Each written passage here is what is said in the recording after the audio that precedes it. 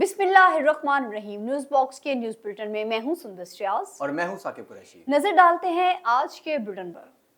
बाग़ रोशन फाउंडेशन मजलूम, महकूम, दुखी और बेसहारा लोगों का सहारा बनने के लिए मैदान में आ गई। बानी चेयरपर्सन बाग़ रोशन फाउंडेशन मोहतरमा सुमेरा कयूम चुगताई ने अपने एक इंटरव्यू में बताया कि बाग़ के लोगों के बढ़ते हुए मसाइल को मद्देनजर रखते हुए 1 मई 2023 को उसकी बुनियाद रखी। मजीद जानते हैं न्यूज़ बॉक्स के नुमाइंदे सैयद इमरान हमीद गिलानी से।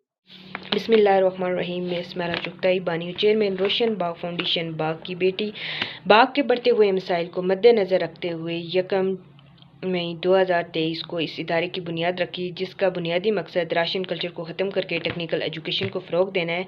इस वक्त 300 से ज़ायद लोग इस इदारे में अपनी खिदमात सर अंजाम दे रहे हैं। 1.5 से 2 माह के मुख्तसर से अरसे में 1 से 1.5 लाख रुपए का काम कर चुके हैं, जिसमें मुख्तलिफ प्रोजेक्ट्स पर काम करना, मसलन हस्पताल में मौजूद मरीज़ों तक बर वक्त खून का अतिया पहुँचाना, गरीब व माजूर लोगों को रोज़गार की फराहमी, मुस्तहिक तालिब इल्मों की तालीम का खर्च उठाना और इस तरह के प्रोजेक्ट्स पर काम कर रहे हैं और इस अज़म के साथ आगे बढ़ रहे हैं कि इंशाअल्लाह रोशन बाग फाउंडेशन की रोशनी से एक दिन न कि सिर्फ बाग बल्कि पूरा आज़ाद कश्मीर और पूरा पाकिस्तान इसकी रोशनी से रोशन होगा।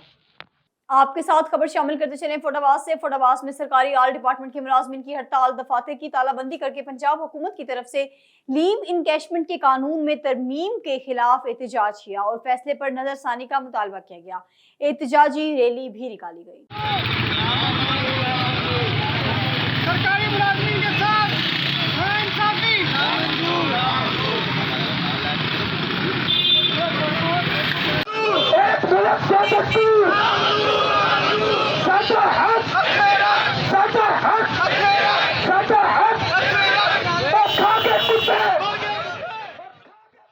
न्यूज़ बॉक्स के न्यूज़ बुलेटिन से अब तक इतना ही।